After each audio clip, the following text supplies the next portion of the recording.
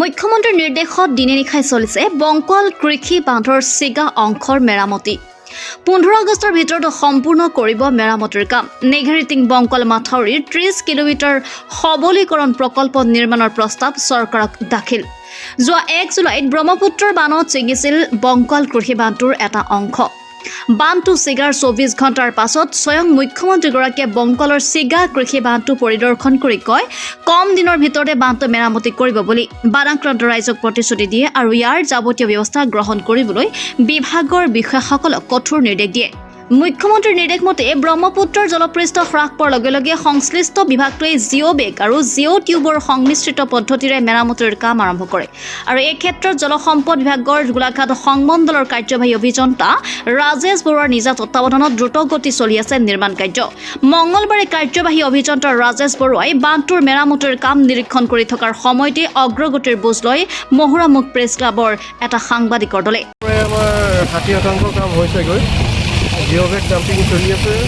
B type mega বেগবিলাক এতিয়া আমি বেজটো বনাই লৈছোঁ এই বেজটো বনোৱাৰ পিছত আমাৰ ডাঙৰ টিউব আছে 25 মিটাৰ দীঘল 7 মিটাৰ বহল সেই টিউববিলাকত আমি বালি ফিলিং কৰি যিখিনি কাম আছে ধৰ্মীয় কামখিনি আমি আৰু 15 দিন টাৰ্গেট কৰিছোঁ 1 তাৰিখৰ পৰা আমি এইখিনি বঢ়াব পাৰিম 15 দিনৰ ভিতৰত কমপ্লিট মানুহ অহা যোৱা কৰিব পাৰিম ইতিমধ্যে আমাৰ উদ্বোধন কৃতপক্ষই বিচাৰিছে RSৰ কাৰণে প্ৰপ'জেল তাৰ ভিতৰত এইটো আমি সংলগ্ন কৰিছোঁ আগ্ৰহীন মানে ৰেজিং আৰু ষ্ট্ৰেংথেনিং বহল হ'ব সবলীকৰণৰ যিটো প্ৰপ'জেল এইটো আমাৰ পৰা 36 কিলোমিটাৰ আছে নেঘেৰিটিঙৰ পৰা 36 কিলোমিটাৰ 2 কিলোমিটাৰ ইতিমধ্যে আৰেজ হৈছে আৰু 4 কিলোমিটাৰ পকা ৰাস্তা হৈছে এই 6 কিলোমিটাৰ বাদ দি 30 কিলোমিটাৰ আমি কমপ্লিট RSৰ প্ৰপ'জেল দিছোঁ কাৰ্যবাহী অভিযন্তা বৰুৱাই জনোৱা মতে বান্ধটোৰ চিগা অংশৰ মেৰামতি কাম শ্ৰমিকে দিনে নিশাই কৰি আছে আৰু ইতিমধ্যে বান্ধটোৰ মেৰামতিৰ কাম 60% সম্পূৰ্ণ হৈছে আৰু অহা 15 দিনৰ ভিতৰত নিৰ্মাণ কাম সম্পূৰ্ণ হ'ব বুলি কাৰ্যবাহী অভিযন্তা ৰাজেশ বৰুৱাই সংবাদ মাধ্যমৰ আগত প্ৰকাশ কৰে ইপিনে নেঘেৰিটিং বংকল মাথাউৰিটোৰ সন্দৰ্ভত সাংবাদিকে সোধা প্ৰশ্নৰ উত্তৰত কাৰ্যবাহী অভিযন্তা বৰুৱাই কয় মাথাউৰিটোৰ 36 কিলোমিটাৰ ভিতৰৰ 6 কিলোমিটাৰ অংশ পকীকৰণ আৰু সবলীকৰণৰ কাম ইতিমধ্যে সম্পূৰ্ণ হৈছে মাথাউৰিটোৰ বাকি 30 কিলোমিটাৰ সবলীকৰণ প্ৰকল্প নিৰ্মাণৰ কাৰণে যোৱা কিছুদিনৰ পূৰ্বে জিলা আয়ুক্তৰ জৰিয়তে অসম চৰকাৰক দাখিল কৰাৰ কথাও অৱগত কৰে কাৰ্যবাহী অভিযন্তাগৰাকীয়ে মোৰামখৰ পৰা হেমন্ত লুইঙৰ ৰিপৰ্টাৰ লাইভ অসম শ্ৰদ্ধেয় ৰাইজে সকলোৱে গম পায় যে আমাৰ যোৱা 1 জুলাই তাৰিখে বংকলৰ এই কৃষি বান্ধটি ছিগি যোৱাত যি ভয়ংকৰ পৰিস্থিতিৰ সৃষ্টি হ'ল সেই পৰিস্থিতিটোৰ মোকাবিলা কৰিবৰ কাৰণে আৰু সেই যি মথাউৰি যিডোখৰ ভাগিলে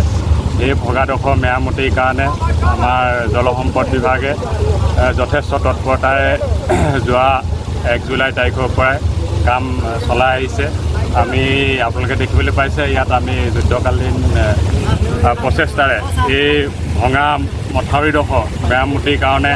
অহৰহ প্ৰচেষ্টা চলাই আছোঁ যাতে এই বংকলবাসী ৰাইজে আকৌ যদি আগন্তুক বানপানী আহে তাৰ পৰা পৰিত্ৰাণ পায় এতিয়ালৈকে আপোনালোকে দেখিবলৈ পাইছে আমাৰ কাম প্ৰায় যথেষ্টখিনি আগবাঢ়িছে আৰু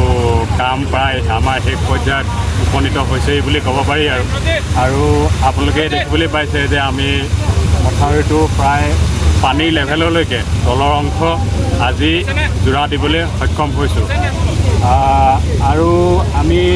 যদি আশা কৰোঁ যদি বতৰে বাধা বিঘিনি নঘটায় আৰু আগন্তুক হয়তো 6-7 দিন নতুবা 15 আগষ্টৰ আমাৰ স্বাধীনতা দিৱসৰ প্ৰাক মুহূৰ্তত আমি এই ভঙা মথাউৰিডোখৰ মেৰামতি কৰিবলৈ সক্ষম হ'ম বুলি ভাবিছোঁ আৰু আমি ঈশ্বৰৰ ওচৰত প্ৰাৰ্থনাও জনাইছোঁ যাতে আমি এই উদ্দেশ্যত উপনীত হ'ব পাৰোঁ আৰু বংকলবাসী ৰাইজো এই চিগা মথাউৰিডোখৰ মেৰামতি হওক আৰু তেওঁলোকো উপকৃত হওক।